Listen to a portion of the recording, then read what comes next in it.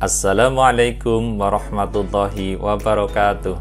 Kita berjumpa kembali dengan Pak Supriyanto di channel Berani Belajar.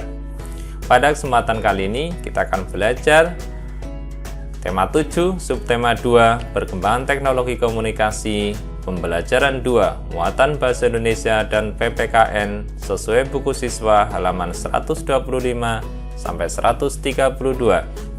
Sebelum kita mulai pembelajaran, mari kita berdoa terlebih dahulu. Untuk yang muslim, mari kita berdoa, Rabbi zidni ilma warzuqni fahma. Ya Allah, tambahkanlah ilmu kepadaku dan berikanlah aku kepahaman. Untuk yang non-muslim, menyesuaikan. Mari kita mulai pembelajaran. Tujuan pembelajaran, siswa dapat mengidentifikasi ide pokok dari suatu bacaan dengan tepat. Siswa dapat mengidentifikasi bentuk-bentuk keberagaman individu dalam kehidupan sehari-hari di lingkungan sekitar dengan tepat. Siswa dapat menyimpulkan mengenai keberagaman dengan tepat. Setelah berenang, Udin, Beni, dan Edo beristirahat. Udin beristirahat sambil membaca buku yang dibawanya. Buku tersebut bercerita tentang alat komunikasi tradisional dan modern.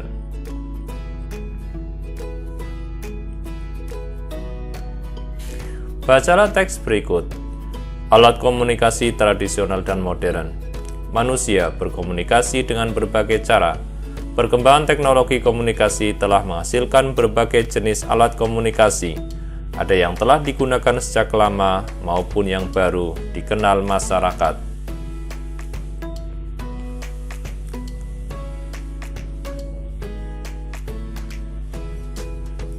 Daun lontar, prasasti, dan gong merupakan alat komunikasi tradisional pada masa lalu. Selain itu, ada pula lonceng yang berfungsi sama dengan gong. Pada masa berikutnya, muncul telegraf dan pesawat telepon. Dengan adanya teknologi, telepon berkembang menjadi telepon genggam atau biasa disebut ponsel. Ponsel merupakan alat komunikasi modern yang terus mengalami pembaruan.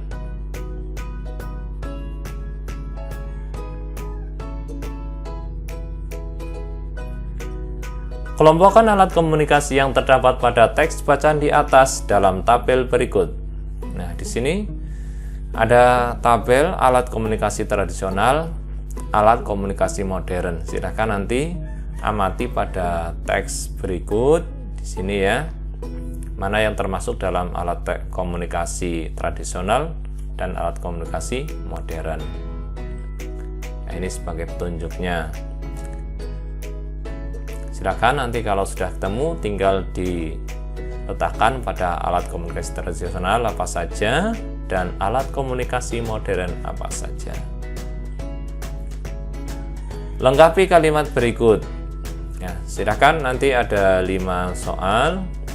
Ini bisa dilihat pada teks tadi ya, alat komunikasi tradisional dan modern.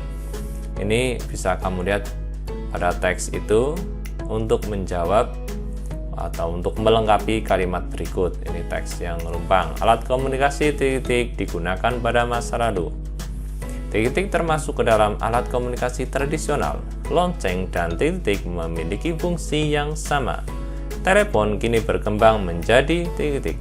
Ponsel merupakan salah satu alat komunikasi.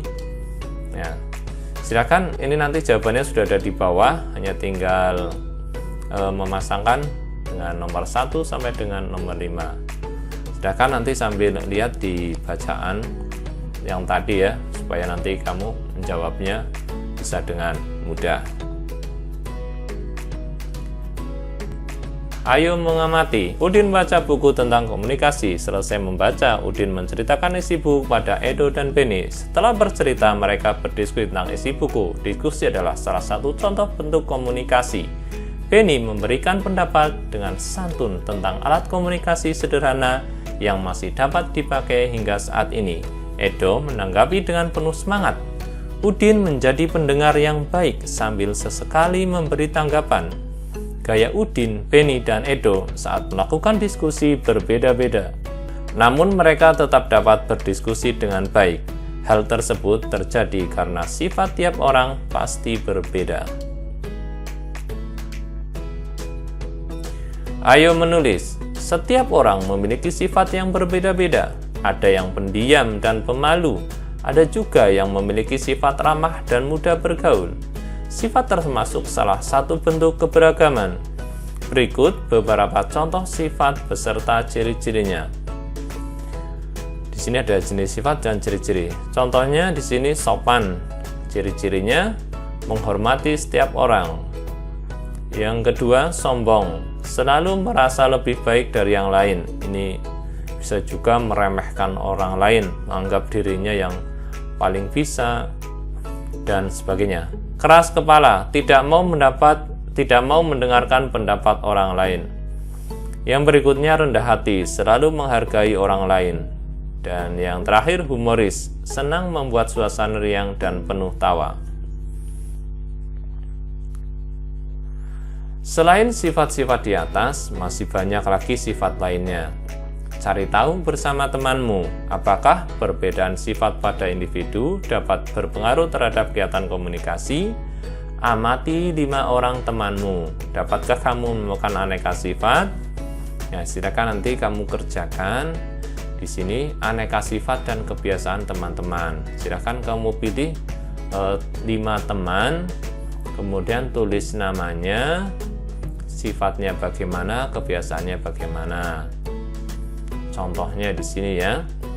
Misalkan namanya ada Pak Ijo, sifatnya ini pendiam. Kebiasaannya Pak Ijo itu jarang sekali berbicara dengan temannya atau mengobrol dengan temannya. Ini contoh ya. Jadi Pak Ijo itu sifatnya dia seorang yang pendiam. Kebiasaannya dia suka diam atau jarang mengobrol dengan temannya. Nah, nanti kamu pilih 5 teman kamu, 1, 2, 3, 4, 5, buat seperti ini ya. Kemudian kamu tulis nama-nama teman kamu beserta sifat dan kebiasaan. Diskusikan tentang perbedaan sifat dan kebiasaan temanmu. Apakah saat berkomunikasi terjadi masalah? Kadangkala saat berkomunikasi terjadi pertengkaran.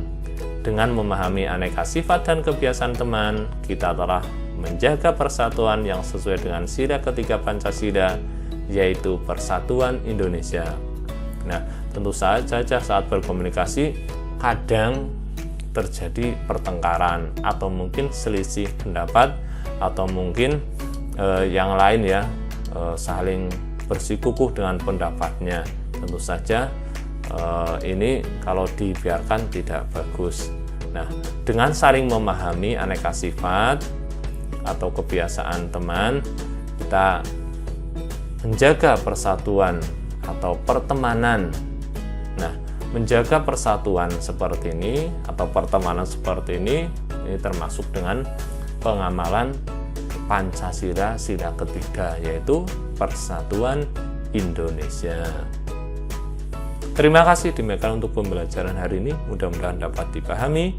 Mari kita akhiri dengan baca hamdalah. Alhamdulillahirabbil alamin. Assalamualaikum warahmatullahi wabarakatuh.